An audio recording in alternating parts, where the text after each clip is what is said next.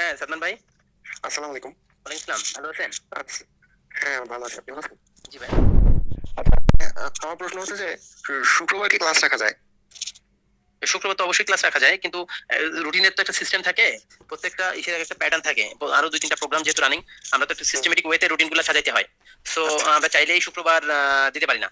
আচ্ছা, ঠিক আছে, সমস্যা নেই। আমি এটা দেখতেছি যে স্যাররা অনেক ব্যস্ত থাকে, তো আচ্ছা। এই জন্য চিন্তা করলাম যে যদি শুক্রবার দেওয়া যায় তাহলে তো ওনারা হ্যাঁ, হ্যাঁ, স্যারদের অন্যদিনও ক্লাস থাকেন। স্যাররা শুধুমাত্র আজকেই যে বা কালকে অন্যদিন ক্লাস থাকে এরকম না। শুক্রবার হচ্ছে সিকোয়েন্স ওয়াইজ যদি ক্লাস পড়ে যায় আপনার, মানে আমাদের 43 প্রোগ্রামের, সেক্ষেত্রে আপনারা ক্লাস পাবেন, আইদার অন্য কোনো প্রোগ্রামে ক্লাস থাকেন। সো টিচাররা অন্য কোনো দিক মানে শুক্রবারও এঙ্গেজ থাকেন। এরকম না যে শুক্রবার ফ্রি থাকেন। আচ্ছা ঠিক আছে, thank you, thank you. Adil ভাই, আপনাকে পারমিশন দেয়া আছে। আদিল ভাই, কি শুনতে পাচ্ছেন আমাকে? জি সামিউল ভাই, আমি আপনার কথা শুনতে পাচ্ছি। জি, ভালো আছেন? আমি ভালো, আপনি ভালো? কেন? আমি ভালো আছি ভাই। ভাইয়া, আজকে যে আমাদের ক্লাস, এটা কি রুটিনে ভাই কোথাও আছে? মানে আমি আসলে অনলাইনে ঢোকার পর আমি রুটিনের আপডেট দেখতে পাচ্ছিলাম না। হ্যাঁ, রুটিনটা তো অবশ্যই আছে। আপনি দেখেন, নতুন একটা রুটিন দেওয়া হয়েছে। রুটিনটা প্রথমেই আছে। ওকে, একটু প্লিজ খুঁজে নেবেন। Thank you. আর আরেকটা আমার কোশ্চেন ছিল ভাই, আমরা কি অফলাইনে আমরা ক্লাসগুলো করতে পারবো এরকম? অফলাইনে অবশ্যই ক্লাস করতে পারবেন, তবে দেশের পরিস্থিতি স্বাভাবিক হলে, প্যান্ডামিক শেষ হয়ে গেলে, সরকার ঘোষিত নির্দেশনাগুলো উঠে গেলে আমরা চেষ্টা করব অফলাইনেও, অনলাইনের পাশাপাশি অফলাইনেও প্রোগ্রামগুলো রান করা। যেটা আমাদের আমাদের হ্যাঁ, হ্যাঁ, বলতে পারেন প্লিজ। আমি অফলাইন বলতে আসলে ফিজিক্যালি প্রেজেন্টের কথা বলতেছিলাম না। আমি অফলাইন বলতেছিলাম যে যেমন জুমে মনে করেন আমরা ইন্টারনেট থাকা অবস্থায় খালি ক্লাসগুলো করতে পারছি, বাট দেখা গেল অনেকের হয়তো ইন্টারনেট পায় না, অথবা হয়তো দেখা গেল বাসার বাইরে আছে, ওয়াইফাই কানেকশন নাই। তো এরকম কি কোনো প্যাটার্ন করা যায় যে আমি জাস্ট জুমের একটা আইডি পেলাম এবং ওখানে অ্যাক্সেস করে আমি অফলাইনে ক্লাসগুলো সেভ করে রাখলাম, পরবর্তীতে যে কোনো টাইমে দেখতে পেলাম, যেটা আমরা ইউটিউবে করতে পারি। আমি যে সময় ইন্টারনেট কানেকশন আছে সেই সময় ডাউনলোড করে রাখলাম, পরবর্তীতে আমার যে কবার ইচ্ছা আমি রিচেক করতে পারলাম। আপনি আদিল ভাই, ইউটিউবের সাথে আমাদের উদ্ভাসের সার্ভার, মানে এটা বললেন কিছু? আমি উদ্দেশ্য থেকে জুমের সার্ভারটার কথা বলতেছিলাম আর কি। ভাই, উনি আসলে বলতেছিল যে যদি ভিডিওগুলো আমরা বিক্রি করি, ওনারা প্যাকেজ আকারে কিনে নিয়ে ক্লাসগুলো করবে, এই টাইপের কিছু। কিন্তু এটা আসলে আমি নোট ডাউন করছি, যদি পসিবল হয় সেক্ষেত্রে মানে এরকম। আদিল ভাই, আমার ধারণা যে আপনি হয়তো এইভাবে চাচ্ছেন যে আমি টোটাল 43 এর এমসিকিউ প্রোগ্রামটা আমি এনরোল করলাম, দেন অনেকগুলো টোটাল প্যাকেজটা ওইখানে আছে, আমি যখন ম্যাথ, ফিজিক্স, ইংলিশ, হ্যাঁ, সায়েন্স মানে অর্ডার করে আমি আমার মতো করে দেখে নিলাম, রাইট? জি ভাই, থ্যাংক ইউ। আচ্ছা, ঠিক আছে, আমি এটা নোট ডাউন করছি। আমি মিটিং এ আছি আছি আছি আমি কেন বললাম আদিল ভাই, জি ভাই, আপনার কথাটা মনে করেন যে জিনিসটা যদি এভাবে চিন্তা করেন যে আপনার ইয়া করতে হবে, মানে তাহলে তো ক্লাসগুলো যে কোনো একটা জায়গায় আপনাদের ডিভাইসে তো সেভ করতে হবে নাকি? আপনি যখন ইউটিউব থেকে ক্লাসটা একটা ভিডিও সেভ করেন, ওটা তো আপনার ডিভাইসে সেভ হয় নাকি?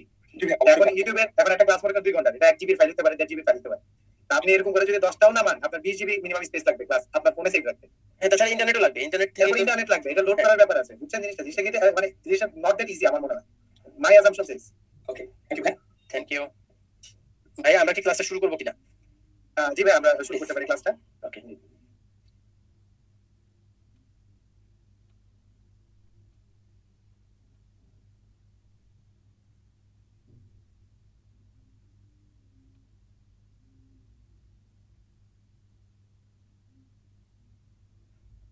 আসসালামু আলাইকুম, আমাকে কি ক্লিয়ারলি শুনতে পাওয়া যাচ্ছে? একটু চ্যাট বক্সে জানাবেন প্লিজ।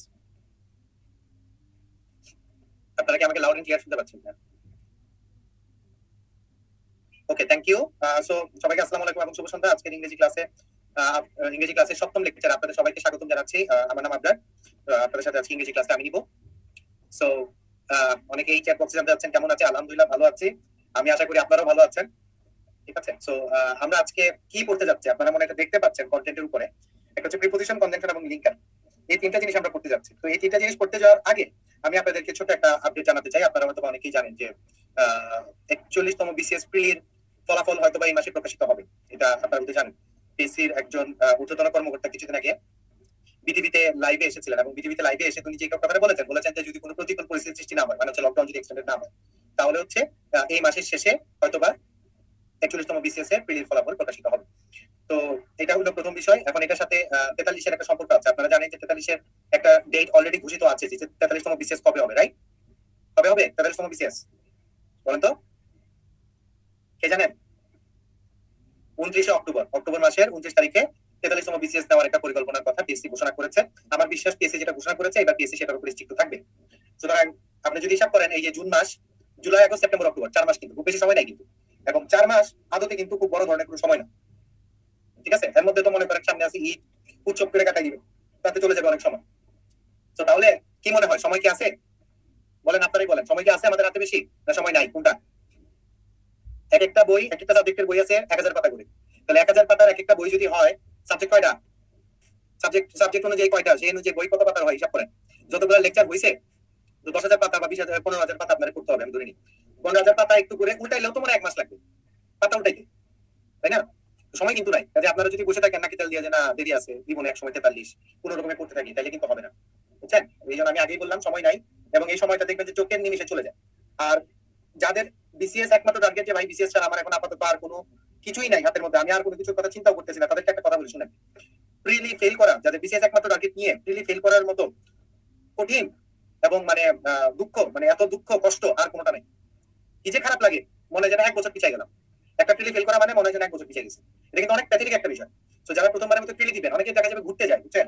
ঘুরতে গেলেও পরীক্ষা ফেল করলে কিন্তু সবারই খারাপ লাগে। আপনার এখানে যারা আছেন সবাই উচ্চ শিক্ষিত মেধাবী স্টুডেন্ট, আপনারা সবাই অনার্স মাস্টার্স পাস করা, তো দেখবেন যে পরীক্ষা খারাপ করলে কিন্তু এটা খারাপ লাগে। তো এই খারাপ লাগাটার কথা কল্পনা করে হলেও নিজের পড়াশোনার অ্যামাউন্টটা বাড়াইলেন, ঠিক আছে? এটা হচ্ছে প্রথম। আমি বারবার রিকোয়েস্ট করবো, দেখেন সময় নাই, পড়াশোনার উপর জোর দেন। আর এখন সবাই সচেতন হয়েছে, বুঝছেন? একটা সময় আমরা যখন বিসিএস টিসিএস দিছি, তখন দেশের মানুষ কয়েক ভাগে বিভক্ত ছিল। একটা শ্রেণী চিন্তা করতো যে কি বলে বিদেশ যাবো গা, বিসিএস দিব না। একটা শ্রেণী চিন্তা করতাম বেসরকারি চাকরি করবো, বিসিএস দিব না। এরকম ছিল, দেশটা ভাগ হয়ে যেত কয়েকটা ভাগে।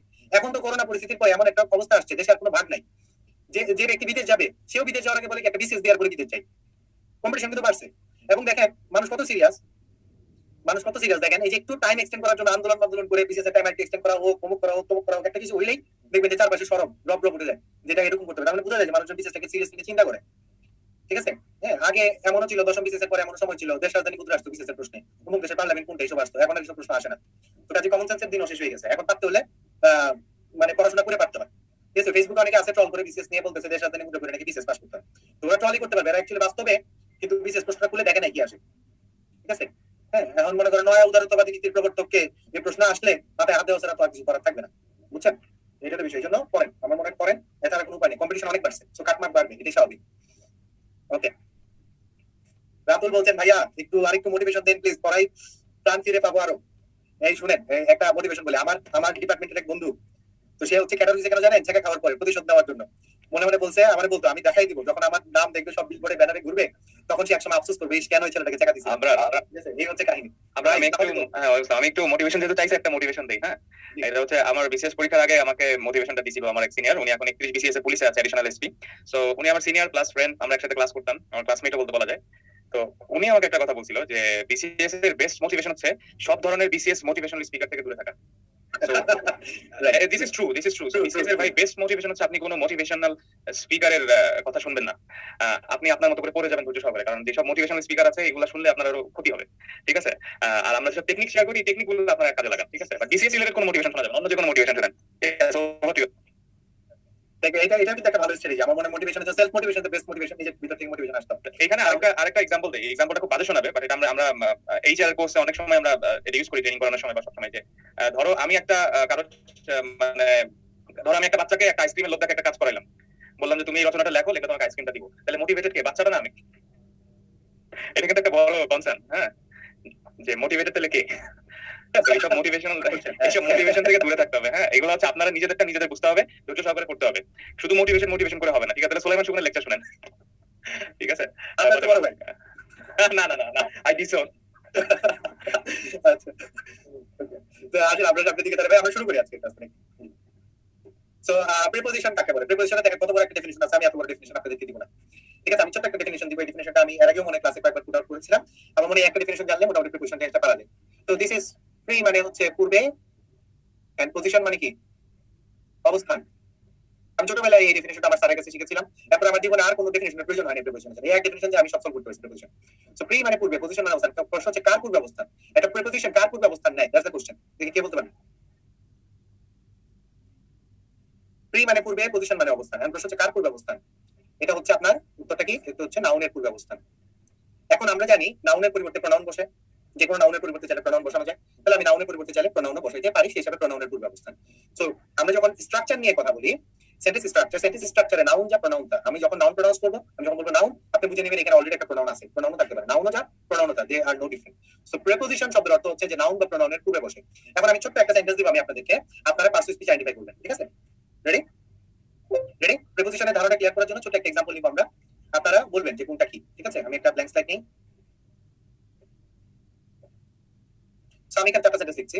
একটা হচ্ছে write to me in the above address.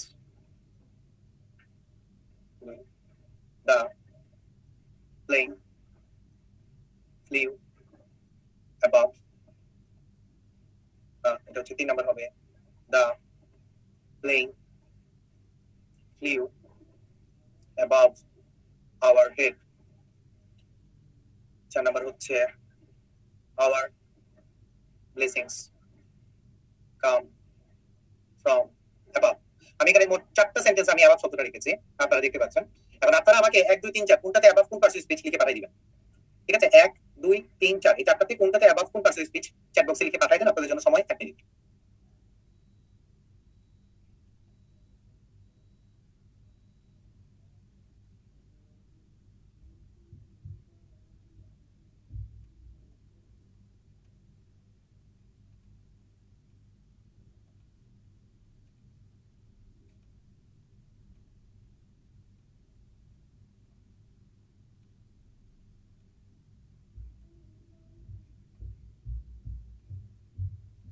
আমি দেখতে পাচ্ছি অনেক রকম অনেক উত্তর লিখে পাঠাচ্ছেন। আমি আপনাদের সবার উত্তর করতেছি, আপনারা লিখতে থাকেন সবাই।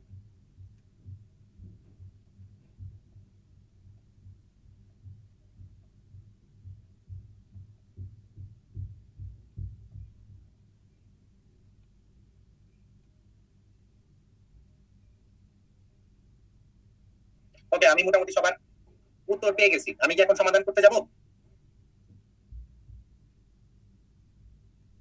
আপনারা ইয়েস বলে আমি সমাধানে যাব। ফাইন, আছেন। আমি দেখতে পাচ্ছি আপনারা মেজরিটি ইয়েস বলেছেন, তাহলে আমি এখন সমাধানে যাই। সো প্রথম যে সেন্টেন্সটা আমাদের আছে, প্রথম সেন্টেন্সটাতে আমরা দেখি অ্যাড্রেসটা তো নাউন, এইটুকু তো ক্লিয়ার। আচ্ছা, এখন কোন অ্যাড্রেস? উপরের অ্যাড্রেস। তাহলে আমি জানি নাউনের পূর্বে একটা শব্দ বসে যদি নাউনটাকে মডিফাই করে তাহলে সেটা কি হয়? অ্যাডজেক্টিভ। মনে করেন আমি বললাম গুড অ্যাড্রেস, আমি চাইলে বলতে পারতাম ব্যাড অ্যাড্রেস, এরকম আমি চাইলে বলতে পারি অ্যাবাভ অ্যাড্রেস, উপরের অ্যাড্রেস। বলা যায় না উপরে লিখিত অ্যাড্রেসটার উপরে অ্যাড্রেসটাকে পাঠাও, বলা যায় কিনা? তাহলে দেখেন এগুলো কি? এগুলো হচ্ছে তার মডিফায়ার। অনেকে এটা বলতেছেন যে এটা নাকি প্রিপোজিশন, এটা প্রিপোজিশন না, দিস ওয়ান ইজ মডিফায়ার। তাহলে এই অ্যাবাভটা হচ্ছে একটা অ্যাডজেক্টিভ। এখানে প্রিপোজিশন কোনটা? এই দেখেন ইন। ইন প্রিপোজিশন নাউনের পূর্বে অবস্থান করেছে, অ্যাড্রেস নাউনের পূর্বে। আপনি একটা জিনিস মডিফায়ার কিনা এটা আপনি ধরার একটা ইজি টেকনিক আছে, আমি কি আপনাকে শিখিয়ে দিব ইজি টেকনিকটা কি? তাহলে আপনার মনে হয় কখন আর মডিফায়ার চিন্তা ভুল হবে। এটা ইজি টেকনিক হচ্ছে একটা সেন্টেন্স থেকে যদি আপনি মডিফায়ারকে বাদ দেন তাতেও আপনি একটা অর্থপূর্ণ সার্থক সেন্টেন্স পাবেন। ফর এক্সাম্পল আমি এখান থেকে যদি অ্যাবাভ শব্দটা বাদ দিয়ে দিই তাহলে দেখেন পড়েন right to me in the address, sentence হয় না? ঠিকানায় আমাকে লিখো, right to me in the address, sentence হয় কি হয় না জানান? চাইলে আমি অ্যাবাভটা বাদ দিতে পারি, চাইলে আমি অ্যাবাভটা বাদ দিই, আমি নাউন পাবো, কোনো অসুবিধা নেই। কিন্তু এখন দেখেন right to me in the above হয় না, সেন্টেন্স হয় না, নাউনটাকে বাদ দিলে হবে না। আপনি এখানে ইন প্রিপোজিশনটা বাদ দিয়ে দেন, সেন্টেন্স হবে না। Right to me the above address হয় না, ইন দ্য অ্যাবাভ অ্যাড্রেস হবে। তো এই হচ্ছে বিষয়। সো মডিফায়ারকে চাইলে বাদ দেওয়া যায়, কিন্তু অন্য কোনো পার্সেন্ট স্পিচকে বাদ দেওয়া যায়। এবার চলে আসি 2 এবং 3 নাম্বার। 2 এবং 3 নাম্বার সেন্টেন্সের মধ্যে কি পার্থক্য পরিলক্ষিত হয়? খালি চোখে তাকান, 2 নাম্বার এবং 3 নাম্বারের মধ্যে কি পার্থক্য আছে কে বলতে পারবেন? 1 নম্বরে অ্যাবাভটা একটা অ্যাডজেক্টিভ। এবার 2 এবং 3 নাম্বারের মধ্যে পার্থক্যটা হচ্ছে এই আওয়ার হেড অংশটা, যেখানে এই হেড জিনিসটা একটা নাউন। তাহলে আমরা জানি টু মি এর টু একটা preposition. Okay, so the plane flew above our head, এখানে হেডটা একটা নাউন। তাহলে নাউনের পূর্বে যদি বসে তাহলে সে কি? সে হচ্ছে প্রিপোজিশন। এখন এখানে অ্যাবাভের পরে কোনো নাউন আছে? 2 নম্বরে অ্যাবাভের পরে কি কোনো নাউন আছে না নাই? 2 নম্বরে কোনো নাউন নাই। যেহেতু কোনো নাউন নাই তাহলে সে কি? তাহলে সে ভার্বের পোস্ট মডিফায়ার। যেহেতু সে ভার্বের পোস্ট মডিফায়ার তাহলে সে কি হবে? সে হবে অ্যাডভার্ব। এবার আমরা চলে আসি 4 নাম্বারটায়। 4 নাম্বারটার এই ফ্রমটা কি? এটা তো দেখলে আপনাদের বুঝতে পারার কথা। ফ্রমটা নিশ্চয়ই একটা প্রিপোজিশন। তাহলে প্রিপোজিশন যদি হয় তাহলে তারপরে একটা নাউন বা প্রোনাউন থাকার কথা। তো নাউন বা প্রোনাউন কি আছে? আছে। মানে আপাতত একটা শব্দই আমি খুঁজে পাচ্ছি, তার মানে এটাই আমার নাউন বা প্রোনাউন। এটা হচ্ছে একটা নাউন। এইটুকু কি বুঝতে পারছেন নাকি বলেন? বুঝে থাকলে ইয়েস বলেন, না বুঝে থাকলে নো বলেন। এইটা যদি আপনি বুঝেন তাহলে আমি বলবো আপনার ইংরেজির দক্ষতা ভালো, আপনি কিছু না কিছু শিখেছেন এবং আলহামদুলিল্লাহ আপনি পার্সিভ স্পিচ বুঝবেন। গত ক্লাসে ভাইয়া আপনাদেরকে পার্সিভ স্পিচ আইডেন্টিফিকেশন শিখিয়েছিল, আমি দেখেছি ভাই অনেক সুন্দর করে করিয়েছেন টপিকটা। আপনারা কি বাসায় কি ওটা প্র্যাকটিস করছিলেন? একে প্র্যাকটিস করছেন? বলেন ভাইয়া তো সুন্দর করে পড়াই দিয়েছে, আমি তো দেখছি। আপনারা কি প্র্যাকটিস করছেন? প্র্যাকটিস না করলে তো লাভ নেই। অনেকে বলছেন 4 নাম্বারটা ক্লিয়ার না। আচ্ছা আসেন আমি 4 নাম্বারটা ক্লিয়ার করে দিই। Okay fine. আচ্ছা আমি যদি এখানে বলতাম আওয়ার ব্লেসিংস কাম ফ্রম আল্লাহ, আপনি আল্লাহ কি বলতেন? নাউন বলতেন তো। আমি যদি বলতাম our blessings come from parents, আপনি প্যারেন্টসটাকে কি বলতেন? নাউন বলতেন তো নাকি? Come from Allah, come from parents, এগুলোকে নাউন বলতেন তো নাকি? বা আমি যদি বলতাম our blessings come from heaven, আপনি এটাকে নাউন বলতেন তো নাকি? তাহলে এখানে অ্যাবাভটা কি? অ্যাবাভ দিয়ে তো আমি হেভেনটাই বুঝাচ্ছি নাকি? তাহলে অ্যাবাভটা একটা নাউন না? ফ্রম যেটা একটা প্রিপোজিশন, আমরা জানি প্রিপোজিশন হলে তারপরে কি হবে? একটা নাউন থাকবে। তাহলে ফ্রম তো প্রিপোজিশন আমি পাইলাম, তাহলে এটার পর একটা নাউন লাগবে না? তাহলে নাউন কোনটা? অ্যাবাভটা নাউন না? এখন কি বুঝতে পারছেন শ্রাবণ ভাই আরো কে কে যে বলছিলেন যেটা কনফিউশন ছিল তারা কি বুঝছেন? একজন বলতেছেন how is above a noun, it is not the name of a place. এখানে নেম অফ এ প্লেস হয় নাই, উপরের দিককে নির্দেশ করতেছে। উপর আমি বলি না সব হচ্ছে উপর থেকে আসে, এখন সব উপর থেকে আসে বলতে কি উপর দিয়ে আমি আকাশ বুঝাইছি, তাই তো? আসমান বুঝাইছি, আল্লাহ বুঝাইছি, কোথা বুঝাইছি, এই তো ব্যাপার নাকি? পারসেপচুয়াল আইডেন্টিফিকেশন একটা উপায় হচ্ছে স্ট্রাকচার, আরেকটা উপায় হচ্ছে সাবস্টিটিউশন। আপনাদেরকে আমি সাবস্টিটিউশন মেথডটা শিখাই। দেখেন আপনাদেরকে আমি সাবস্টিটিউশন মেথডটা শিখাই।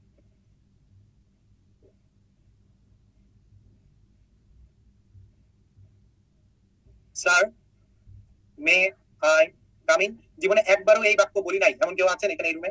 জীবনেও একবারও আমি এই বাক্যটা বলি নাই, আমার মনে কেউ নাই, সবাই এই বাক্যটা একবার না একবার জীবনে বলছে। আর আপনাদের কাছে আমার প্রশ্ন, এখানে ইনটা কোন person speech? This is my question to you.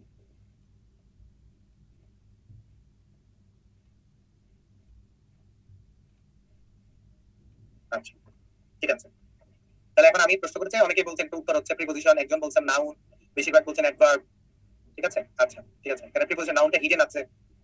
ঠিক আছে, এখন আমরা একটু আগে একটা জিনিস শিখছি, সেটা হচ্ছে আমরা কি শিখছিলাম? আমরা শিখছিলাম যে প্রিপোজিশন যদি হয়, প্রিপোজিশনের পরে কি লাগে? একটা নাউন লাগে, তাই তো? আচ্ছা, তো এটা যদি প্রিপোজিশন হয় তারপরে নাউনটা কোথায় আছে? সেন্টেন্সে কোনো নাউন আছে? প্রিপোজিশন যদি হয় তারপরে তো আমার একটা নাউন লাগবে নাকি? কিন্তু এটার পরে কি কোনো নাউন আছে? নাই। এখন আমি আপনাদেরকে সেকেন্ড কোশ্চেন করি, একটা সেন্টেন্সের শেষ শব্দ কি প্রিপোজিশন হতে পারে?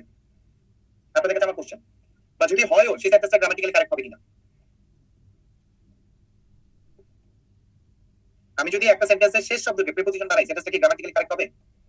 আচ্ছা কারেক্ট হবে না, থ্যাংক ইউ, আপনারা বুঝে গেছেন। আচ্ছা তাহলে এখন এই সেন্টেন্সটা তো ভুল নাই নাকি? আমরা এতদিন ধরে এত সবাই বলি সেন্টেন্সটা নিশ্চয়ই গ্রামাটিক্যালি ভুল না, সেন্টেন্সটা গ্রামাটিক্যালি কারেক্ট। তাহলে এখানে ইন কি প্রিপোজিশন হতে পারে? কোন অবস্থাতেই হতে পারে না। তাহলে এই ইনটা কি? এই ইনটা এক ধরনের অ্যাডভার্ব। কারণ কি দেখেন, সে ভার্বের পোস্ট মডিফায়ার। এখন আপনি বলতে পারেন ভাইয়া এটা তো মানে দিক বুঝায়, প্রিপোজিশন হওয়ার কথা না। আচ্ছা আমি যদি এখন এরকম দিতাম, ধরেন আমি যদি শুধু ধরেন স্যার উত্তর করছে কাম ইন, আমি ক্লেম করছি এই ইনটা হচ্ছে একটা অ্যাডভার্ব। আচ্ছা এখন সাবস্টিটিউশন মেথডটা শিখাই। এর মানে ইন যে অ্যাডভার্ব আপনি এটা মানতে পারতেছেন না, আমি এখানে ইনকে সাবস্টিটিউট করে দিই। আমি এখানে ফার্স্ট বসাই, কাম ফার্স্ট। ফার্স্ট কি বলবেন? ফার্স্টও বলবেন প্রিপোজিশন না, তাহলে ফার্স্টও কি হওয়ার কথা? অ্যাডভার্ব হওয়ার কথা। তাহলে এখানে ফার্স্ট যেটা অ্যাডভার্ব, ইনও একটা adverb. Concept clear? Concept clear?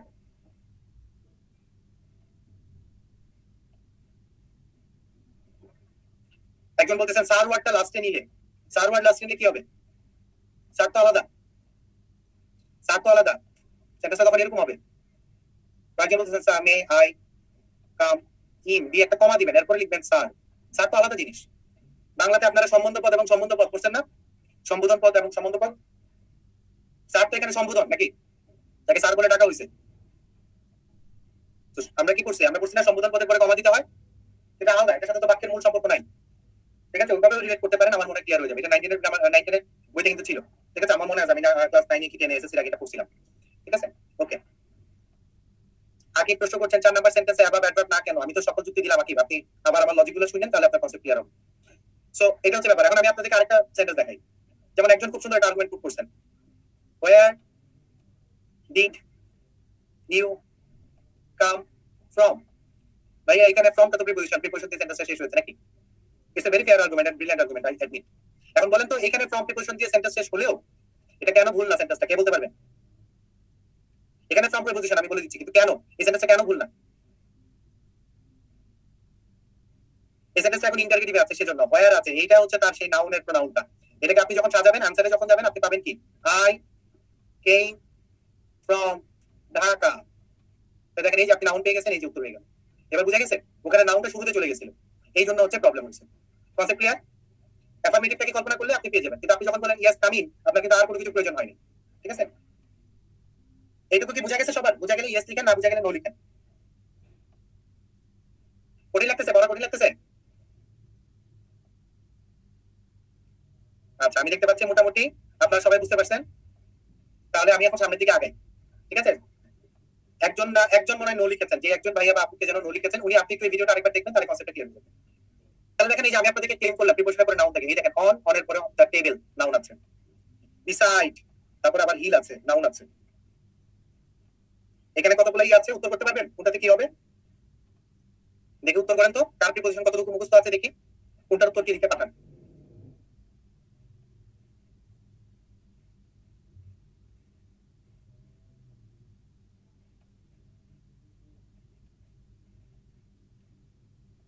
হিসেবে উত্তর করেছেন অফ, অ্যাবাউট এবং টু। আলহামদুলিল্লাহ আপনাদের উত্তর সঠিক। প্রথমটা হবে অফ, পরেরটা হবে কি, পরেরটা হবে হচ্ছে অ্যাবাউট এবং লাস্টেরটা হবে কি টু। আমরা উত্তর পেয়ে গেছি, আপনারা মিলাই দেখতে পারেন। এবার চলে যে আমরা প্রিপোজিশনের বেসিক যেই বিষয়টা, প্রিপোজিশনের বেসিকটা বুঝাইতে গেলে আমি আপনাদেরকে ছোট্ট একটা জিনিস আগে দেখাতে চাই। সেটা হচ্ছে বেসিক প্রিপোজিশন আলোচনা করার জন্য যে জিনিসটা আমাদের জানা দরকার, প্রথমে অনেকেরই কনসেপ্ট ক্লিয়ার থাকে, এটা হচ্ছে অন, অ্যাবাভ এবং ওভার। এই তিনটার মধ্যে পার্থক্য কোথায়? তিনটা দিয়ে উপরে বোঝায়, রাইট? তিনটা দিয়ে উপরে বোঝায়। এখন এই তিনটার মধ্যে পার্থক্য কি, কে বলতে পারবেন?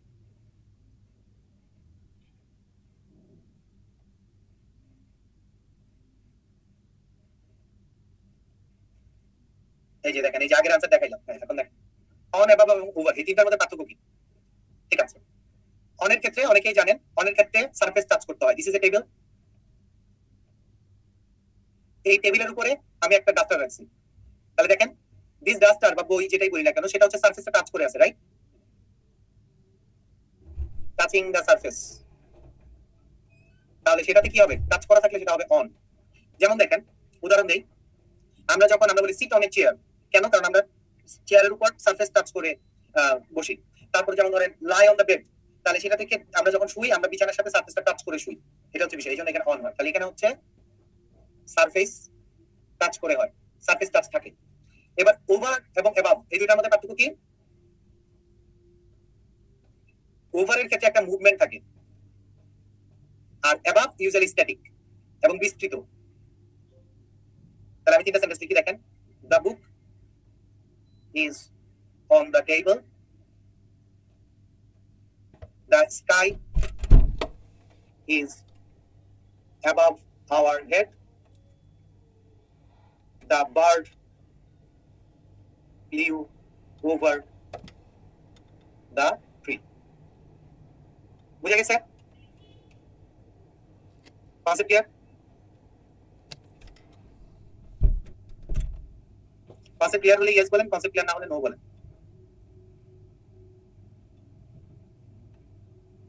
দ্য প্লেন ফ্লিউ ওভার কেন হলো? প্লেনটার মধ্যে একটা মুভমেন্ট আছে না, প্লেনটা উড়ে চলে গেছে না, এটা মুভমেন্ট ছিল না। অ্যাবাভটা স্ট্যাটিক থাকে, আর ওভারের ক্ষেত্রে ইউজুয়ালি একটা মুভমেন্ট থাকে। এটা হচ্ছে পার্থক্য।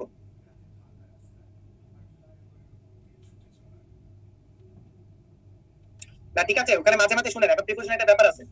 ওই আগের যে সেন্টেন্সটা দিয়েছে ওই সেন্টেন্সটা আমার তৈরি করা না, তো ওটা হচ্ছে পরীক্ষার প্রশ্ন ছিল, ওইভাবে তুলে দিয়েছি। এখন একটা কাহিনী আছে, ছোট একটা কাহিনী, ঠিক আছে?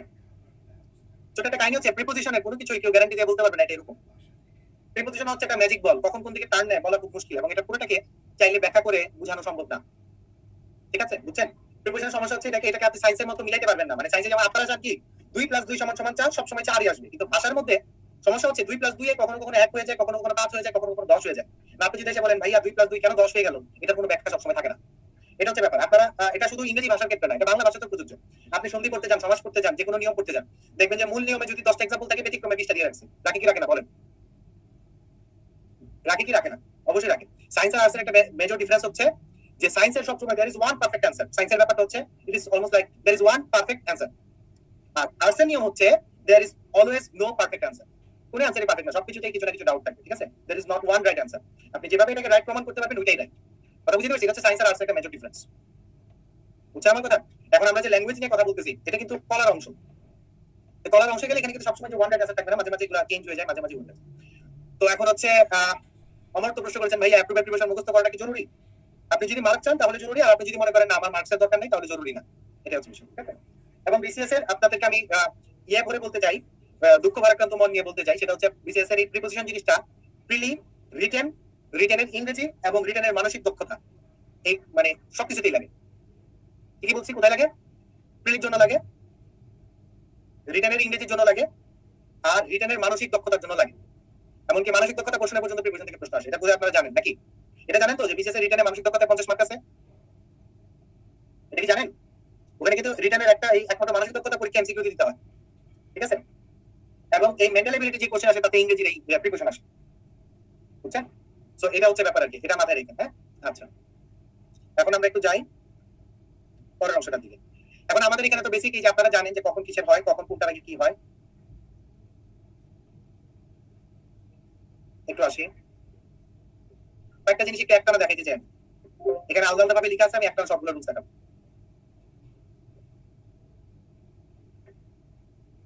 যদি ডেট বা তারিখ হয় তার আগে অন হয়। Example, on 4th July. যদি ইয়ার হয়, সেঞ্চুরি হয়, মান্থ হয়, তার আগে ইন হয়। Example, in 1999, in the 20th century, in January, in December, এরকম। তারপরে রুলসটা হচ্ছে যদি স্পেসিফিক টাইম হয় তাহলে তার আগে অ্যাট হয়। এক্সাম্পল, at 4 p.m, at 12, এভাবে না লিখে ওভাবে লিখি তাহলে better। 12 o'clock। আচ্ছা, ছোট্ট করে একটা প্রশ্ন করি, এখানে ওটা কি কে বলতে পারবেন? 12 o'clock এর ওটা কি দেখি, কে জানেন? উত্তর করেন তো।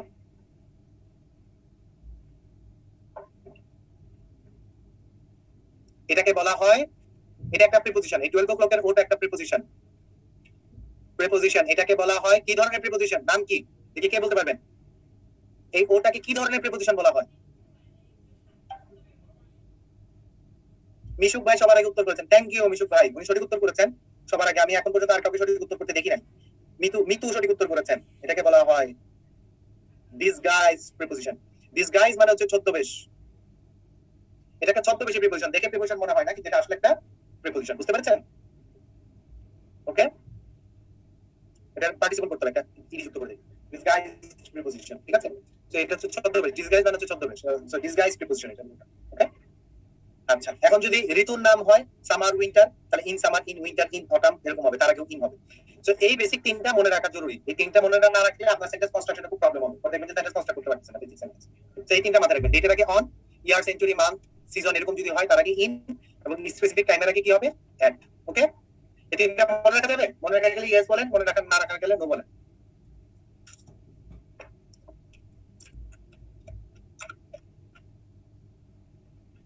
ওকে, তাহলে আমরা সামনের দিকে আগাই। আপনাদের জন্য প্রথম পোল কোশ্চেন, দেখি কে কি পারেন উত্তর করেন।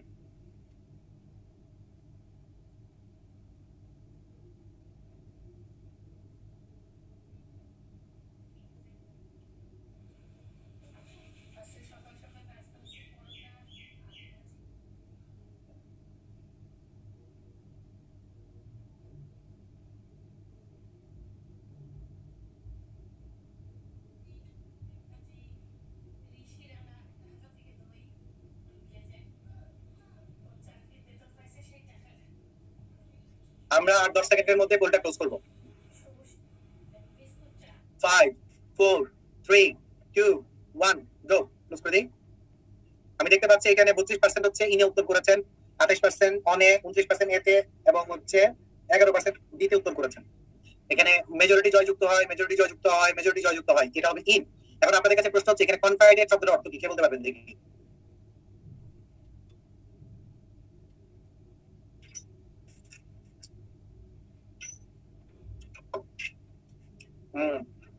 কখনো গোপনে গিয়ে বন্ধুকে বলছেন যে দোস্ত তোকে একটা কথা বলি, তুই কাউকে বলিস না কিন্তু, বলছেন এরকম?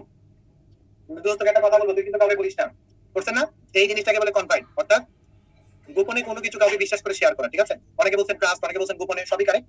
এটা হচ্ছে গোপনে কিছু শেয়ার করা, এটা সাধারণত সিক্রেট টাইপের কোনো কিছু শেয়ার করা। ঠিক আছে, এটাকে বলে কনফাইডেড। ওকে, তাহলে আমরা চলে যাই তারপরটা।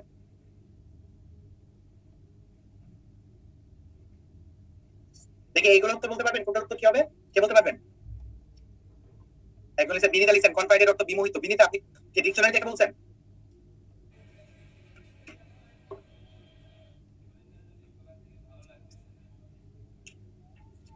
না এমনি বললে হয় নাই, ডিকশনারি থেকে বলে থাকলে ওই ডিকশনারি ফালাই দেন। অনেক ডিকশনারিতে অনেক উল্টাপাল্টা মিনিং দেখায়, বুঝছেন? ওগুলা দেখেন না, সব ডিকশনারি ভালো না। তাহলে আমরা জানি এনপিএস এর সাথে অফ হয় এবং ডিসাইডেড এর সাথে কি হয়? অন হয়। ঠিক আছে, ওকে, তারপরটাই যাই। আমি কিন্তু এটা দেখাইছি, দিনের আগে দিনের আগে অন হয়, মনে আছে? On 4th July, on Monday, দেখছেন এরকম। কারণ আপনি এই জায়গাটা দেখে একটু কনফিউজ হতে পারেন, ভাই ডিসেম্বরের আগে অন কেন? আপনারা বলছেন মাসের আগে ইন হয়, তাহলে এখানে ডিসেম্বরের আগে অন কেন? এখানে কি ডিসেম্বরের জন্য অন হয়েছে নাকি এটার জন্য হয়েছে বলেন তো? এই 25th এর জন্য হয়েছে। তারিখ দুইভাবে লিখা যায়। যেমন আমি পার্সোনালি যে কোনো কিছু লিখলে আমি নরমালি এইভাবে লিখি, যেমন ধরেন জুলাই 4 দিয়ে তারপরে মনে করেন লিখলাম 2021 কথা বলে, এভাবে লিখা যায়। আপনি চাইলে লিখতে পারেন 04 জুলাই, তারপর লিখতে পারেন 2021 এরকম। তো অনেকে অনেকভাবে ঘুরে পেঁচা লিখে বিভিন্ন ফরম্যাটে, আপনি আপনার মতো বিভিন্ন ভাবে লিখতে পারেন। কিন্তু এখানে আসলে দিন বোঝাচ্ছে, এখানে কিন্তু ডিসেম্বর মাস বোঝাচ্ছে না, বরং ডিসেম্বর মাসের 25 তারিখ বোঝাচ্ছে, এই জন্য এখানে অন। এটা অন মাই বার্থডে, এই জন্য এখানে অন। ওকে, এই হচ্ছে বিষয়। আচ্ছা, তাহলে আমরা একটু সামনের দিকে আগাই। এটা কিন্তু আমি দেখাইছি, রাইট? স্পেসিফিক টাইমের আগে অ্যাড হয়, এটাও দেখাইছি। তাহলে আমি চলে গেলাম তারপর টাইম। এবার বিফোর এবং আফটার এটা কিভাবে ব্যবহৃত হয় সেটা আপনারা জানেন। এখন আমি আপনাদের কাছে একটা প্রশ্ন করব, ইন ফ্রন্ট অফ এবং বিফোর এই দুটার মধ্যে পার্থক্য কি, কে বলতে পারবেন? ইন ফ্রন্ট অফ এবং বিফোর দুটার মধ্যে কি পার্থক্য?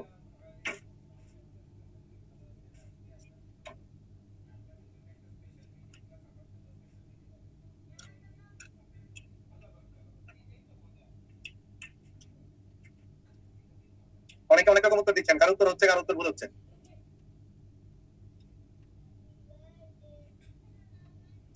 ওকে, আসেন আমরা দেখি। বিফোর জিনিসটা তিনটা পার্সিস স্পিচ হতে পারে। বিফোর হতে পারে একটা অ্যাডভার্ব, বিফোর হতে পারে একটা কনজাংশন, বিফোর হতে পারে একটা প্রিপোজিশন। ওকে, আচ্ছা। বিফোর যখন অ্যাডভার্ব হয় সে সময় বোঝায়। বিফোর যখন কনজাংশন হয় সেটা আপনারা জানেন, রাইট? কোনো কিছুর আগে বোঝায়। ওই যে ডাক্তার আসিবার পূর্বে রোগী মারা গেল, রাইট? সেটা বোঝায়। আর বিফোর যখন প্রিপোজিশন হয় তখন তার দুইটা মিনিং হয়। একটা মিনিং হচ্ছে মনে করেন পিরিয়ড অফ টাইম, আরেকটা হয় হচ্ছে ইন ফ্রন্ট অফ। বুঝতে পারছি কথা? এটা কি বুঝছেন? আচ্ছা, এবার আমরা চলে যাই ইন ফ্রন্ট অফ এর ক্ষেত্রে।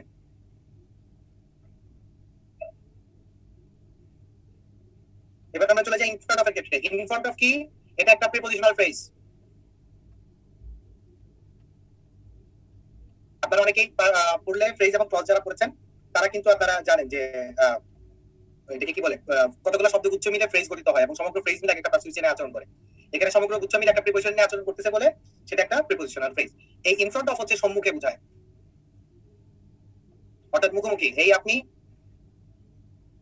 আর এই হচ্ছে আপনার পাপ্পুর মা, আপনার বাচ্চা পাপ্পুর মা। তাহলে দেখেন এই যে মুখোমুখি বললেন, এটা হলো ইন ফ্রন্ট অফ। বুঝতে পারছি? মুখোমুখি বসিবার Banalata Sen. Concept clear? Concept কি ক্লিয়ার? বুঝা গেলে ইয়েস বলেন, বুঝা না গেলে নো বলেন।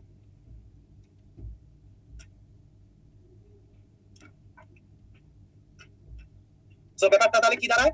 ব্যাপারটা তাহলে এটা দাঁড়ায় যে চাইলে ইন ফ্রন্ট অফ এর জায়গায় বিফোর ব্যবহার করা যায়, কিন্তু চাইলেই বিফোরের জায়গায় ইন ফ্রন্ট অফ ব্যবহার করা যায় না। এবার বুঝছেন কথা? পার্থক্য কি বোঝা গেছে? হি সেড বিফোর মি, এটা correct. He said in front of me, এটা কারেক্ট। কিন্তু সকল বিফোরের জায়গাতেই ইন ফ্রন্ট অফ বসানো যাবে না। এই হচ্ছে পার্থক্য। ওকে, আচ্ছা। এখানে একটা ব্যাপার আছে, ইন ফ্রন্ট অফ এর সময় ফেস করে, মানে ফেস করা মানে বুঝেন একজন আরেকজন দিকে তাকায়, মুখোমুখি হয়।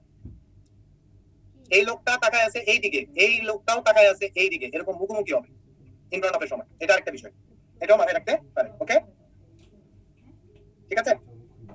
আচ্ছা, তাহলে এখানে আমরা বিফোর এবং আফটার এর ব্যবহার, আমি এখানে বিফোর এর ব্যবহারগুলো ক্লিয়ার করেছি কিভাবে কিভাবে আসে। তাহলে আমি চলে যাচ্ছি তারপরে। ওকে, তো এখানে কোনটার উত্তর কি হবে কে বলতে পারবেন? দেখি, সলভ করেন।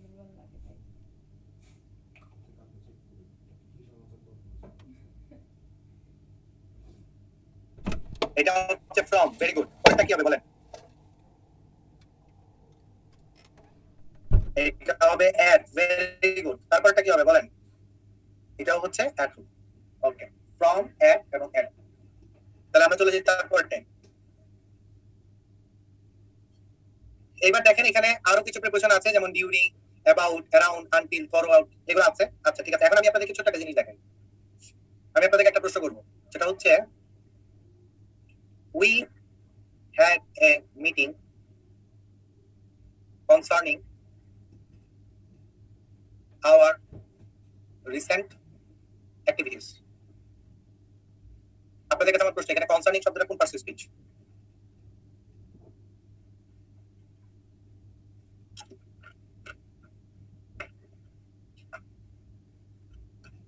আমি অপশন দিচ্ছি।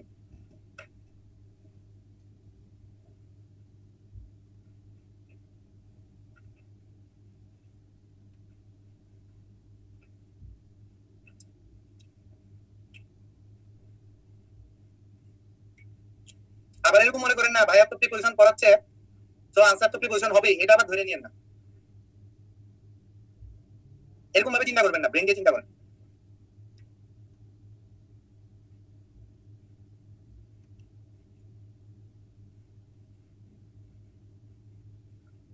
ইয়া ভাইয়া আছেন? ভাইয়া মাস ভাই,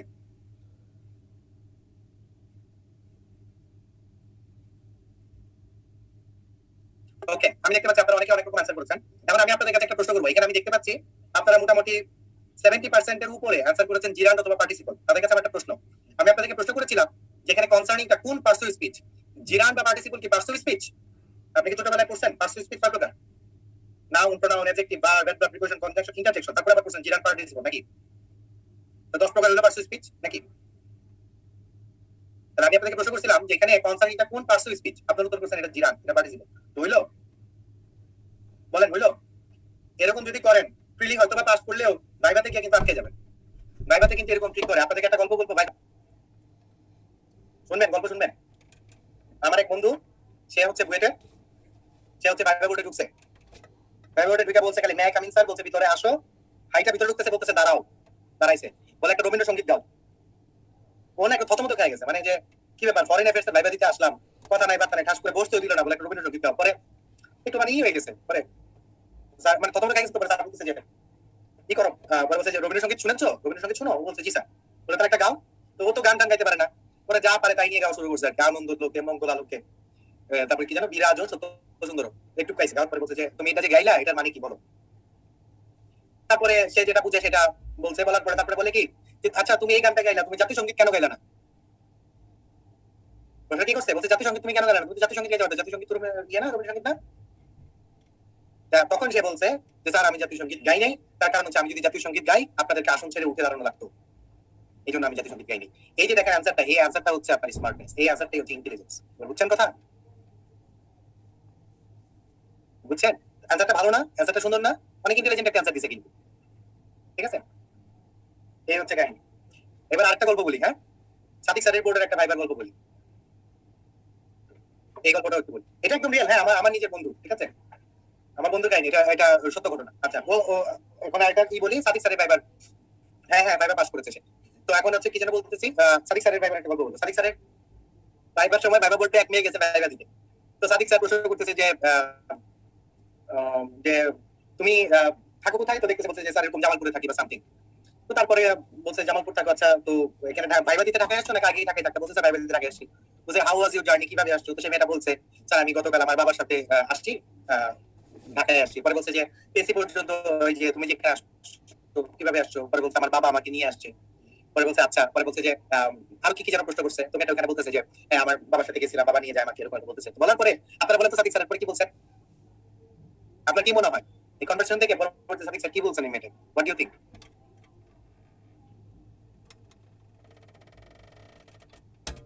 তোমার যখন আমি চাকরি দিব, আমি যখন তোমাকে চাকরি দিব, তো তখন কি তুমি তোমার বাবাকে নিয়ে ঘুরে বেড়াবা সারা বাংলাদেশ? সবে যদি বাবাই নিয়ে যায়, বাবাই নিয়ে আসে, বাবাই যদি সব করে, তো তোমার যখন চাকরি দিব বাবার এনে সারা বাংলাদেশ ঘুরবা? পরে সে ডিফেন্ড করতেছে না স্যার তখন তো আমি মানাই নিব, তখন কি আর এরকম হবে নাকি, সব বলতেছে। বলার পরে সে এক পর্যায়ে বলে কি না স্যার তখন তো হাজবেন্ডও থাকবে স্যার, হাজবেন্ড নিয়ে যাবে। মানে দেখেন সে তখনও বুঝতে পারে নাই যে অ্যাকচুয়ালি তাকে যে স্বাবলম্বী হওয়ার কথা বলা হচ্ছে। তো এখন সে তারপরে বলছে আমার হাজবেন্ড আমাকে নিয়ে যাবে। ঠিক আছে, তো এই হচ্ছে কাহিনী আর কি। হ্যাঁ, তারপরে বলছে যে আপনাকে তো পোস্টিং দিলে আপনি সবার আগে দৌড়ে আসবেন যে স্যার আমাকে ট্রান্সফার করেন না, এই তদবির নিয়ে আমি মেয়ে মানুষ, আমি একা কিভাবে কি থাকবো উপজেলাতে, আপনি সেই তদবির নিয়ে সবার আগে দৌড়ে আসবেন। রাইট, কথা কিন্তু যুক্তিযুক্ত, আমি জানি সাথে একমত। সবই যদি আরেকজনের উপর নির্ভর করা লাগে তাহলে তারা তো যখন পোস্টিং দিবে সেটা সবার আগে দৌড়ে আসবে। আমি কিভাবে থাকবো একা মেয়ে মানুষ, আমাকে পোস্টিংটা দিবেন না। রাইট, এই হচ্ছে কাহিনী। ঠিক আছে, তো ভাইবা বোর্ডে কিন্তু এই যে এই জিনিসগুলো করে, হ্যাঁ, যে ছোট ছোট কথাবার্তা আলোচনার মাধ্যমে আপনার বোঝার চেষ্টা করে যে ইন্টেলিজেন্সটা কিরকম, সে কিভাবে চিন্তা করে, কিভাবে করে। ঠিক আছে, আরেকটা গল্প আছে মনে করেন ক্রিকেট রিলেটেড। তো এটা হচ্ছে আপনাদেরকে আমি ক্লাসে শেষে বলবো। ঠিক আছে, এটা খুব মজার গল্প। তো এই গল্পটা যিনি বলেছেন উনি বর্তমানে পুলিশ ক্যাডারে আছেন। উনি পুলিশ ক্যাডারে 36তম বিসিএস এ মনে হয় দ্বিতীয় বা তৃতীয় এরকম হয়েছিলেন। ঠিক আছে, তো এরকম আর কি। ঠিক আছে, ওই গল্পটা বলবো। তো তার আগে আমরা ছোট্ট একটা ব্রেকে যাবো, কি বলেন? ছোট্ট একটা ব্রেকে যাই, ব্রেক থেকে এসে আমরা পড়াশোনা করবো এবং তারপরে আমরা আজকে বসার লেকচার অনেক কিছু মুখস্থ করার বিষয়। তো আমরা একটা ছোট্ট ব্রেকে যাচ্ছি। আমার ঘড়িতে এখন বাজে 8টা 5, আপনারা 8টা 10-এ চলে আসেন, ইনশাল্লাহ আমরা তখন শুরু করবো।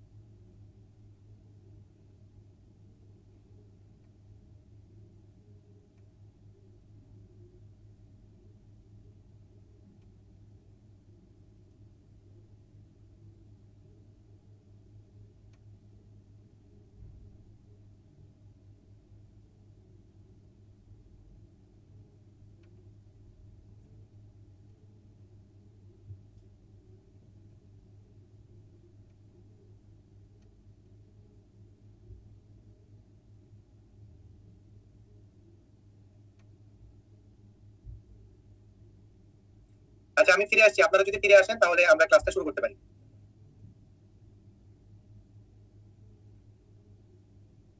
ঠিক আছে, তাহলে অনেক গল্প করছিলাম আজকে, আমরা সামনের দিকে আগে। তাহলে এখানে প্রশ্নটা হচ্ছে কনসার্নিং শব্দটা কি? কনসার্নিং শব্দটা একটা প্রিপজিশন। এরকম রিগার্ডিং শব্দ একটা আছে, রিগার্ডিং শব্দটাও প্রিপজিশন হিসাবে কাজ করে, এটাও একটা প্রিপজিশন। ঠিক আছে, রিগার্ডিং শব্দের অর্থ কি? রিগার্ডিং শব্দের অর্থ হচ্ছে ভাইয়া অ্যাবাউট।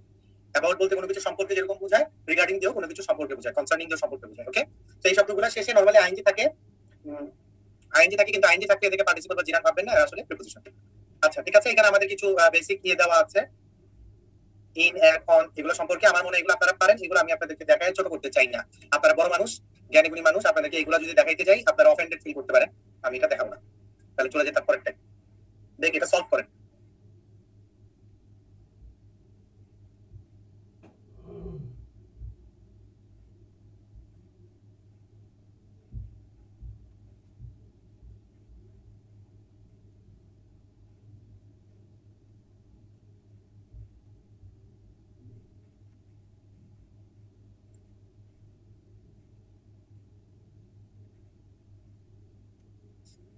আমরা আর 5 সেকেন্ডের মধ্যে ক্লোজ করব। 5 4 3 2 1 গো।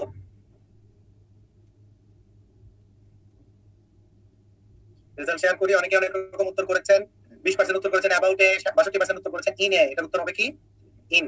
এটা হচ্ছে সঠিক উত্তর। ঠিক আছে, আচ্ছা, interfere in my personal affairs, আমার ব্যক্তিগত ব্যাপারে তুমি হস্তক্ষেপ করবে না। ঠিক আছে, ওকে। তারপরটা চলে যাই, দেখি এটার উত্তর কি, কোনটার উত্তর কি বলেন তো?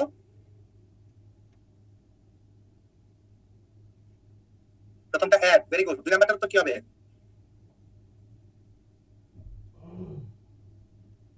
Interest in. কোনো কিছুতে আগ্রহী হওয়ার অর্থে ইন্টারেস্ট ইন হয়।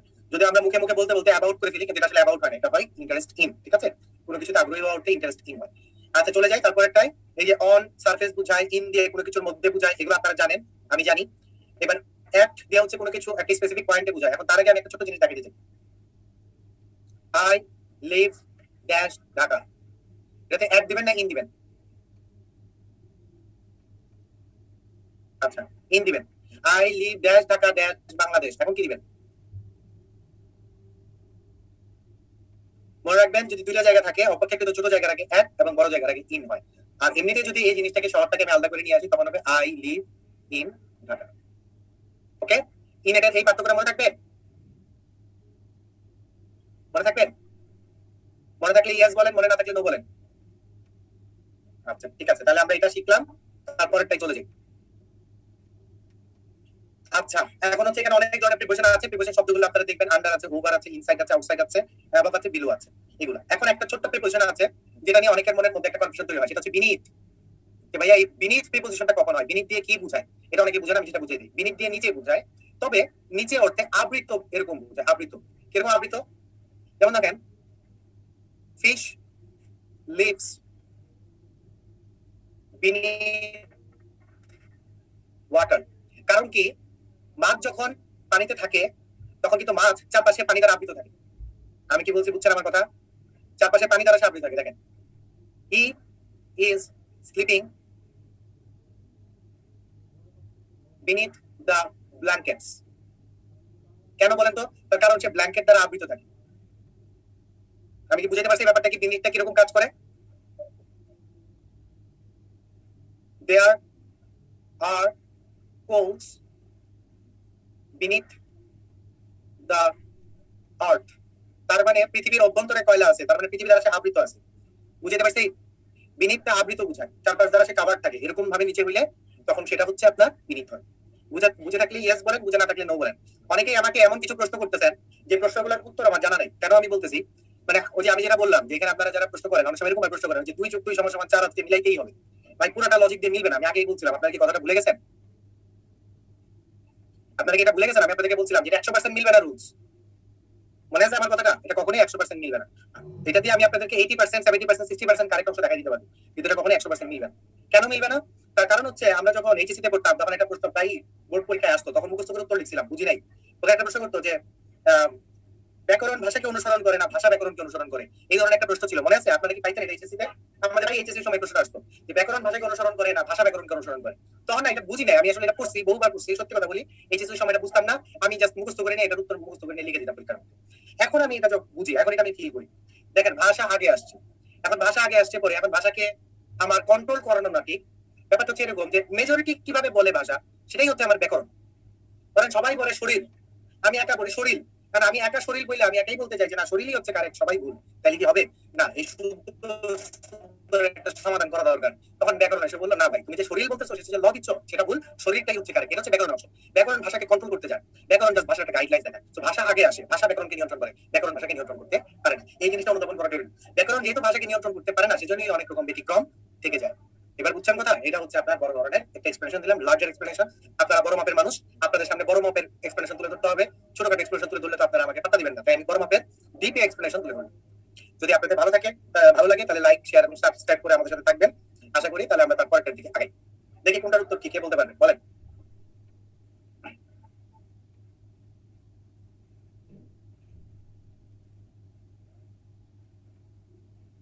প্রথমটা হবে ইন, মাশাআল্লাহ মাশাআল্লাহ মাশাআল্লাহ মাশাআল্লাহ। তারপরটা কি হবে বলেন? আন্ডারনিথ আর বিনিথ একই জিনিস, কোনো পার্থক্য নেই। দুই নাম্বারটা হবে অ্যাপ, মাশাআল্লাহ মাশাআল্লাহ, এটাও পারছেন আপনারা। তারপরটা কি হবে বলেন? তারপরটা হবে অ্যাবাউট, ঠিক আছে? ওকে মাশাআল্লাহ, আপনারা পারছেন। আল্লাহ আপনাদেরকে যে মেধা দিয়েছে সেই মেধা দিয়ে আপনারা সামনে উত্তর সাকসেস নিয়ে যাবেন এই কামনা ব্যক্ত করি। আচ্ছা, এবার হচ্ছে preparation of movement. Preparation of মুভমেন্টের ক্ষেত্রে আমি দুইটা জিনিস দেখাবো এখান থেকে, না আমি একটু অন্য জিনিস দেখাবো। সেটা হচ্ছে গত বিসিএস যে প্রশ্নটা এসেছে সেই প্রশ্নটার ব্যাখ্যা।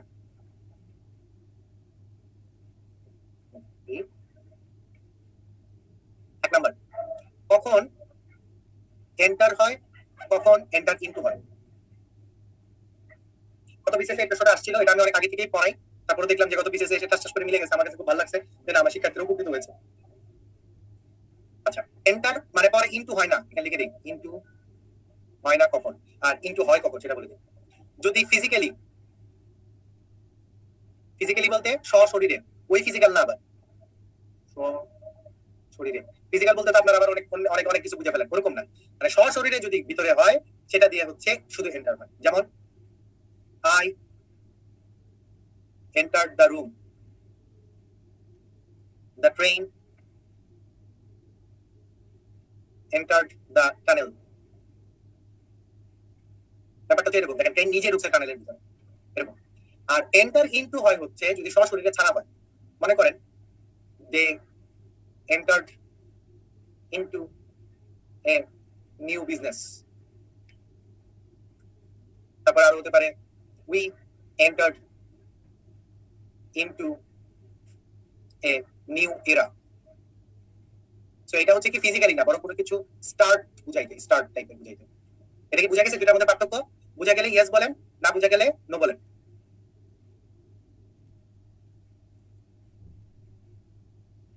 ওকে, এইবার কতগুলো ভুল দেখাবো, প্রিপোজিশন রিলেটেড কিছু ভুল সাধারণত যা অনেকেই করে থাকে, ঠিক আছে? সবাই রেডি? কিছু ভুল দেখাবো কিন্তু, হ্যাঁ। এরা মানে হচ্ছে যুগ, নতুন যুগে প্রবেশ, যুগ, ঠিক আছে? ওকে, একটা হলো ডিরেক্ট এন্টার, একটা হলো ইনডিরেক্ট এন্টার, ঠিক আছে? যেভাবে বুঝেন, আপনি যেভাবে বুঝতে পারেন সেভাবেই করবেন, কোনো অসুবিধা নাই। এবার হচ্ছে কিছু ভুল সেন্টেন্স, কিছু ভুল বাক্য, এবং এগুলো কেন ভুল সেটা দেখাবো। এক number, we discussed about it in the meeting। Discuss মানে কোনো কিছু নিয়ে আলোচনা করা, সুতরাং তারপরে অ্যাবাউট এর কোনো দরকার নেই, তাহলে এটা হবে we discussed it in the meeting। আমি কি বলছি বুঝছেন আমার কথা? এটা ডাইরেক্ট ডিসকাসের পরে ইয়ে হবে। আমার কথা কি বুঝছেন না বুঝেন নাই বলেন? আবার ভুল বুঝেন না কথা, যেটা বলছি ওইটা বুঝেন, আবার উল্টা পাল্টা বুঝেন না, পরে কিন্তু সমস্যা। ওকে, তারপরটা যাই।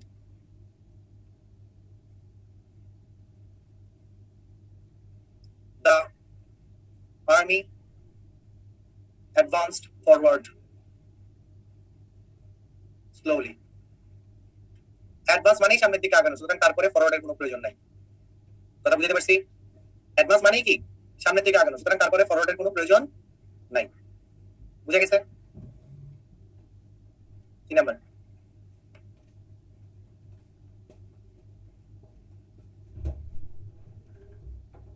distribute the mangoes between the two boys. Between শব্দটা একটা কম্পাউন্ড প্রিপোজিশন, এখানে be plus to plus in, এই তিনটা শব্দ মিলে বিটুইন শব্দটা গঠিত হয়েছে। বিটুইন এর মধ্যে একটা টু আছে, কাজেই সেটার পরে আবার টু এর কোনো দরকার নেই। তাহলে আমরা এখানে বলতে পারি distribute the mangoes between the boys.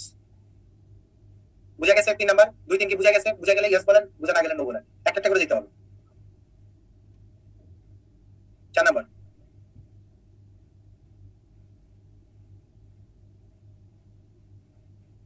she is the taller between the girls. She is the taller between the girls. The plus comparative দিয়ে বুঝাই হচ্ছে দুইজন, কাজে সেটার পরে বিটুইন হয় না, এটার পরে অফ হয়। ওকে, না না না দেন না, বলতেছে দুইটা মেয়ে আছে, এই একটা মেয়ে ডাগর ডাগর চোখ, এই আরেকটা মেয়ে চ্যাপটা চোখ। এখন বলছে এই মেয়েটা এই দুইটা মেয়ের মধ্যে বড় জন, লম্বা জন, আমি সেটা বলতে যাচ্ছি। এইভাবে দা টলার কম্পারেটিভ করা যায়, করার পরে এটার পরে কখনো বিটুইন হয় না, এটাতে সবসময় অফ হয়। ওকে, প্রিমা বলছেন দা তো খালি সুপারলেটিভের আগে বসে, দা কম্পারেটিভের আগেও বসতে পারে। আপনারা হয়তো নিয়মটা জানেন না কি, দা কম্পারেটিভের আগেও বসতে পারে, শুধু সুপারলেটিভের আগে যে বসবে এরকম না, কম্পারেটিভের আগেও দা দেওয়া হবে। ঠিক আছে, ভুল বানছে? যদি দুইজনের অধিক হয় সেক্ষেত্রে এখানে দা দা টলার থাকবে না, she is taller than থাকবে। এখানে দা টলার দেওয়া মানে হচ্ছে দুইজন। যখন আপনি এরকম দা টলার, দা স্ট্রঙ্গার, দা হেভিয়ার এরকম যখন পাবেন তখন বুঝবেন যে এখানে দুইজন আছে। এটা হচ্ছে একটা রুল, গ্রামারের একটা রুল আছে। এই প্রসঙ্গে আমার মনে হয় আপনারা সামনের ক্লাসে একসময় জানতে পারবেন। ঠিক আছে, তারপরে রুলসে যাব। আর কোনো কনফিউশন না থাকলে ইয়েস বলেন, তাহলে আমি পরে রুলসে যাব।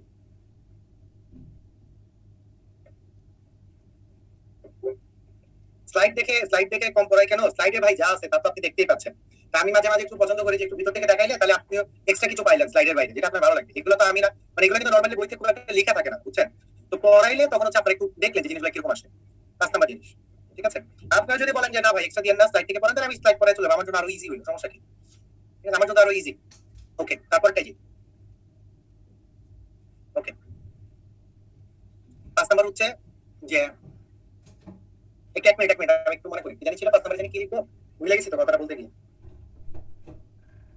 আমাকে 30 সেকেন্ড টাইম দেন, আমি ভুলে গেছি আমি কি বলতে চাচ্ছি।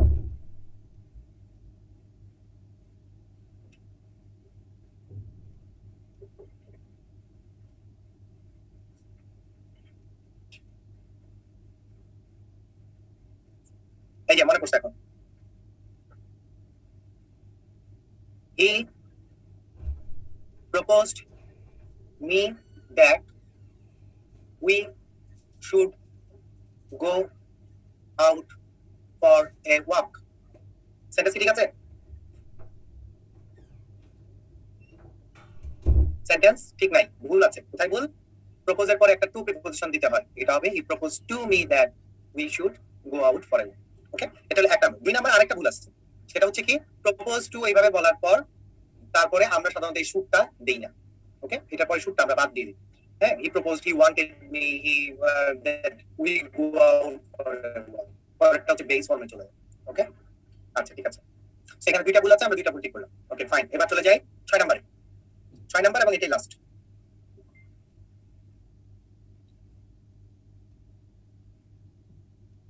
6 নাম্বার রুলস হচ্ছে যে I advised to him that he be not present. অ্যাডভাইজের পরে টু দেওয়া যায় না, এখানে টুটা বাদ যাবে, আর প্রপোজের পরে টু যুক্ত হবে। এই হচ্ছে ক্লিয়ার? এই পর্যন্ত ক্লিয়ার? সবাই কি বুঝছেন? বুঝে থাকলে ইয়েস বলেন, না বুঝে থাকলে বলেন। আচ্ছা, শুট কেন বাদ যাবে? একজন প্রশ্ন করেছে ভাইয়া শুট বাদ যাওয়ার ব্যাপারটা কি? শুট বাদ যাওয়ার ব্যাপারটা হচ্ছে একটা রুলস আছে, রুলটার নাম হচ্ছে কি বলে? এই রুলটাকে কি বলে বলেন তো? কে বলতে পারবেন?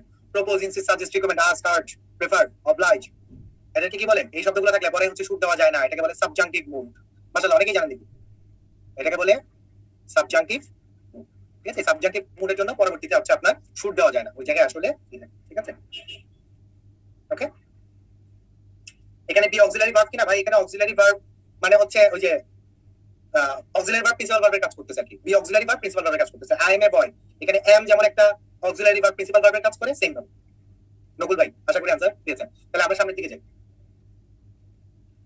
এত রুলস কয়টা মনে রাখবো? যদি মনে একটা কথা মনে রাখেন না, এগুলো একটু ডিপ পর্যায়ের আলোচনা, সবসময় যে সবার লাগে এরকম না, আমি দেখাইলাম আর কি এক্সট্রা করে, কারণ পিএসসি ইদানিং এক্সট্রা দেয়, আমরাও তো একটু এক্সট্রা করে করবো না।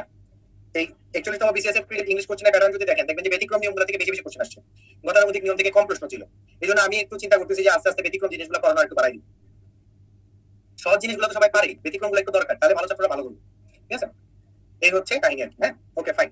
সো তারপর এগুলো একটু দেখবেন, আপনারা একবার পড়লেই পারবেন, এগুলো সহজ আছে, এগুলো আপনারা পড়লে পারবেন। দেখি সলভ করেন তো কোনটা আনসার কি।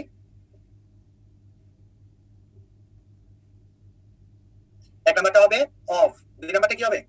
দুই নাম্বারটা হবে হচ্ছে ওয়িং টু, তারপরে তিন নাম্বারটা কি হবে? Make of. ঠিক আছে, আচ্ছা ওকে, তাহলে তাহলে চলে যাই তারপরটাই। এবার কিছু কিছু প্রিপোজিশন আছে, যে প্রিপোজিশন গুলো হচ্ছে মানে দেখা যায় যে সাধারণত একসাথে থাকে, যেমন হচ্ছে cruelty towards, knowledge of, trouble with, age at, attempted, inquiry into, মিলাইলে এগুলো মুখস্থ করতে হয়। ঠিক আছে, এগুলো মুখস্থ রাখলে আপনারা পারবেন, এগুলো মুখস্থ করার টপিক, আশা করি আপনারা নিজেরা মুখস্থ করে নেবেন। তারপরটা চলে যাই, এখানে আনসার গুলো দাগ দিয়ে দিই, কোনটার আনসার কি। অ্যাকিউজড এর সাথে অফ হয়, অফ কোথায়? এই যে অফ, এটা হবে অ্যাজ ফর মি, আমার জন্য। আচ্ছা, ইট ডিফার্স ফ্রম, পার্থক্য হওয়া কোনো কিছু। ঠিক আছে, আচ্ছা prepositional verb very very important, ভার্বের সাথে যুক্ত প্রিপোজিশন সহ যেটা আসে। ঠিক আছে, এগুলো ইম্পর্টেন্ট, এগুলো একটু ভালো মতো করবেন। হ্যাঁ, এগুলো পড়বেন, এগুলো মুখস্থ করতে হবে, এগুলো বুঝাবুঝিতে কাজ হয় না ভাই। অনেক বুঝার চেষ্টা করছি জীবনে, বুঝে কোনো উদ্ধার করতে পারি নাই। আমার মনে হয় না বুঝা মুখস্থ শুরু করেন, দেখবেন যে অটোমেটিক বুঝে যাবে। আপনাদেরকে একটা গল্প বলতে পারি আমি এই প্রসঙ্গে, বুঝাবুঝি সম্পর্কে একটা গল্প বলতে পারি, যদি আপনার ইন্টারেস্টেড হন। আমার মনে হয় পড়ানোর হচ্ছে গল্পটা এই প্রসঙ্গে বেশি কাজে দিবে। আচ্ছা, এক লোক না একটা ছেলে ক্লাস 9 এ উঠছে, ক্লাস 9 এ ওঠার পরে সে হলো আপনার মানে পিরিয়ডিক টেবিল মুখস্থ করবে, কিন্তু পিরিয়ডিক টেবিল সে মুখস্থ রাখতে পারে না। এখন সে মুখস্থ রাখতে পারে না, পরে এখন সে কি করবে? তো এখন সে চিন্তা করছে যে পরীক্ষার হলে তো আমার পাস করতে হলে 2 নাম্বারই করতে হবে। তো তখন সে 2 নাম্বারই করার জন্য করছে কি, এক জোড়া জুতা কিনছে, বুঝছেন? জুতার উপরে পিরিয়ডিক টেবিল প্রিন্ট করে দাও। মানে জুতার ডিজাইনটাই হচ্ছে পিরিয়ডিক টেবিল, যে থাকে না টি-শার্টের উপরে যেমন পিরিয়ডিক টেবিল থাকে, ঠিক তেমনি জুতার উপরটাই পিরিয়ডিক টেবিল। এখন সে এই জুতা পরে গেছে পরীক্ষার হলের মধ্যে, তো তারপরে পরীক্ষার হলের মধ্যে সে একটু পর জুতার দিকে তাকায় আর হচ্ছে করে, তো জুতাটা কিনা তার মজা লাগছে, এই জিনিসটা অনেক মজার। তো সে করে কি, সারাদিন একটু পর জুতার দিকে তাকায়, জুতাটা ভালো লাগে, জুতার কোথায় কি লেখা আছে এটা দেখে আর এরকম করে। কিছুদিন পরে এইভাবে দেখতে দেখতে সে দেখে কি, তার জুতায় থাকা পিরিয়ড টেবিলের অংশ পুরো মুখস্থ হয়ে গেছে।